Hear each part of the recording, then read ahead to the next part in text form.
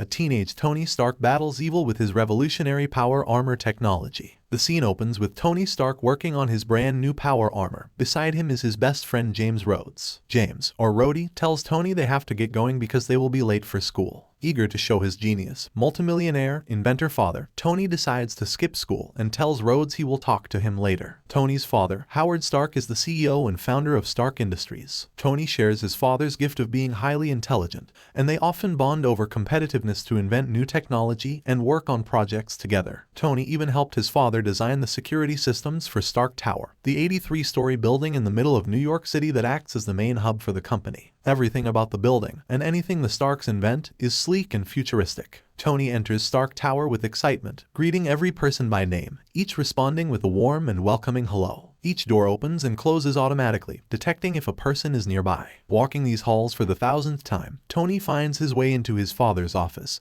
but not before saying hello to his father's secretary Trish. Tony enters while Howard is on the phone. He's discussing a new type of technology that Tony and he invented that they call the Earth Mover. With the new technology ready to be tested, Howard invites Tony to the demonstration. Tony, ecstatic about his new power armor, nervously says that he also has something to show his dad. Then all of a sudden they are interrupted by a tall bald man with a distinct and raspy voice. The man, Stain, voices his discontent with Howard's rejection of a proposal to repurpose the Earth Movers. Stain is an associate of Howard and the two rarely get along. Stain proposes that they repurpose the Earth Movers, saying that the military will pay millions for the modifications. Howard, intent on using this technology for the better good rather than a weapon, continues to shut down the proposal, saying that it's his company, and his word is final. Stain growls in frustration as he storms out. Ready to leave for the demonstration, they both board a Stark Company jet. While aboard the plane, Howard admires a blue ring on his right hand and begins telling Tony about a discovery he has made. A team of Howard's scientists have found an archaeological site and are recovering artifacts that have something to do with his ring, of which there are 10 in total and called the McLuhan rings. Howard believes that the rings possess an ancient technology so advanced that it seems like magic. Tony, growing bored of the conversation, says that Howard's hobbies are stuck in the past. They both laugh and look out the plane's window to see an Earth Mover in action. Now on the ground, Howard is struck with awe while witnessing the demonstration, his mind racing while thinking about all the different ways this can be used to benefit humanity. Archaeological digs, building collapses, cave-ins, the Earth Mover can tear through the earth and rock with a targeted laser system like a scalpel to help in any of these situations. Tony and Howard are both very happy with this success and begin to head back to the plane when a scientist with a briefcase walks up to Howard.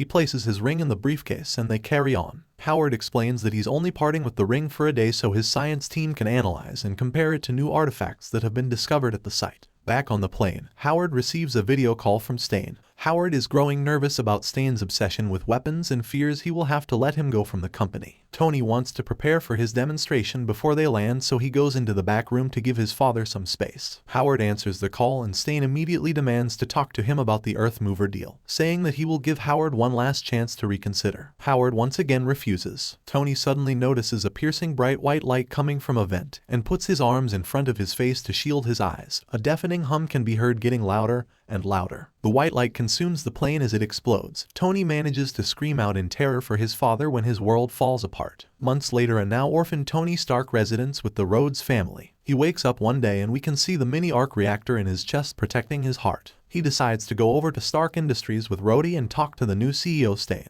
Stain explains that Tony will be CEO when he turns 18, but until then Stain will remain the boss. Filled with anger, Tony leaves Stark Industries when he notices a blue ring on Stain's finger and realizes that it's his father's ring. Tony goes to school as per his father's request when he passed away. On his first day of school, Tony excels in every class with ease, even correcting the teachers. During his free period of school, he visits the roof that overlooks part of the city. He mournfully watches over Stark Tower as he has a flashback to how he survived the plane crash. Tony narrowly survived by putting on some of his power armor before the plane went down. The guilt and regret almost become too much to think about. Suddenly, he gets interrupted by a young woman. The young woman starts listing off facts about Tony, knowing every single detail about him. Confused by this, Tony asks who she is and how she knows all of this. She introduces herself as Pepper Potts. She says that her father is on the FBI task force that's investigating Stain after Howard Stark's passing. Stain had the most to gain. Tony and James break into an old abandoned Stark facility where Tony has built a secret lab where he has finished repairing and working on his power armor. Not taking Pepper's preaching with a grain of salt, Tony wants to use the power armor to spy on Stain and find out what really happened. At this moment, Tony gets a reminder from his wristwatch to recharge his arc reactor so it can continue to protect his heart and keep him alive. Rhodey shows his concern about Tony putting himself in danger, but Tony explains that he has to do this for his father. He may not be able to save him, but he can save his company. He suits up and flies out of the facility. Rhodey rushes back home to his computer where Tony is streaming a live feed, allowing Rhodey to talk to and help Tony while in the power armor. Tony flies over to the top of Stark Tower and hacks into Stane's computer. What he finds is the Earth Movers with military modification, confirming his suspicion that Stane is going to sell the Earth Movers as weapons. Tony is filled with anger. At this very moment, Rhodey seems panicked and tells Tony that Stark Tower is receiving an alarm.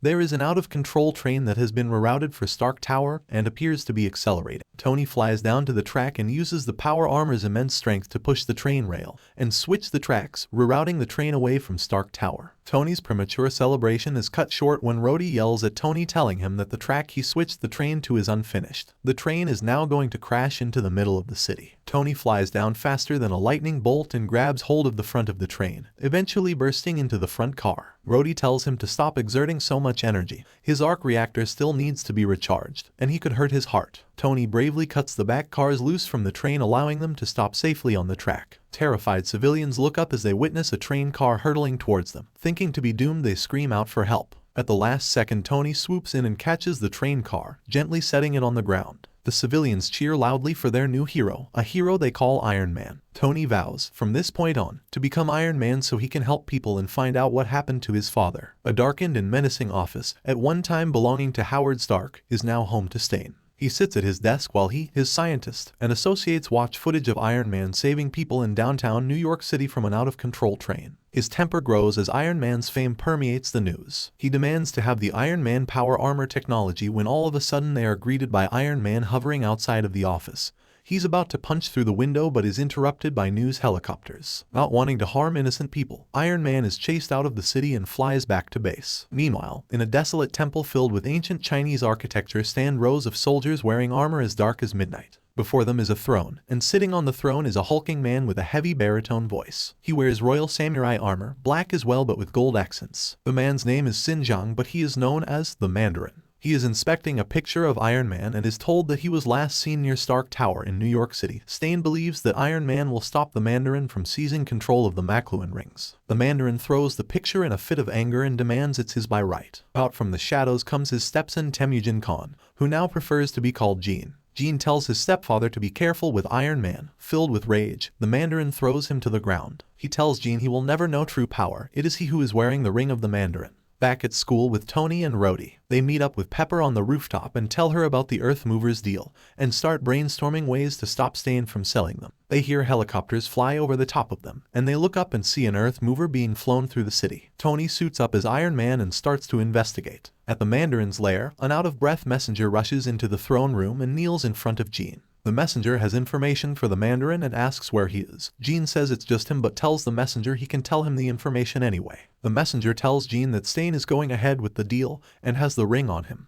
At the testing grounds, Stane shows off the combat capabilities of the Earth Movers to the military, but they seem displeased with its performance. The Iron Man comes flying in like a speeding bullet to assess the situation, but Stane gets the bright idea to test out the Earth Movers on Iron Man. With the help of Rhodey, and realizing Stane is trying to eliminate him, Iron Man dodges everything the Earth Movers can throw at him. He destroys the legs of one of the machines, immobilizing it. He's so fast that the lasers on the Earth Movers eventually overload, causing their whole system to be volatile, potentially turning the machine into a giant bomb. As this is happening, Stane and his engineers are trying to figure out how to stop the Earth Movers from overloading. On the other side of the room, a bright white light in the shape of a ball starts to form. It grows larger and larger until it disappears, and standing there is the Mandarin. He calls out for Stane. This immediately sends shivers down Stane's spine. Security bursts through the door, but they are no use. They are easily defeated in seconds by the Mandarin. He picks up Stane, who is trembling in his suit, and takes the ring off his hand. Back outside, Iron Man and Rhodey devise a plan to stop the Earth Movers from overloading and creating an explosion large enough to destroy upstate New York. Iron Man flies into the center opening of one of the Earth Movers and acts as a battery, draining the machine of energy and shutting it down. Now about to overload himself, Iron Man faces the last remaining Earth Mover and releases the energy in a giant glimmering beam. All Earth Movers are now destroyed. Iron Man takes a breath and celebrates the success of the mission, but all of a sudden the Mandarin teleports right on top of him, throwing him to the ground. Iron Man lies there motionless while the Mandarin expresses his distrust and hatred of Iron Man. He's about to destroy Iron Man, but his power armor reboots and he hits the Mandarin in the chest with a repulsor beam, throwing him a few yards away. Iron Man flies toward the Mandarin as fast as he can, but he's already using the power of the rings and teleports away at the last second. Stain comes out of the bunker after the Mandarin escapes and asks Iron Man to work for him. He responds by saying he will never work for him. At base, Tony starts to believe in what his father was saying about the rings, now accepting that they may be some sort of advanced technology. At the Mandarin's lair, it is now revealed that the one in the Royal Samurai armor is Jean, watching over his stepfather who he has captured and thrown in a cell. Jean calls his stepfather a pathetic old man and vows to collect all 10 Makluan rings to possess ultimate power.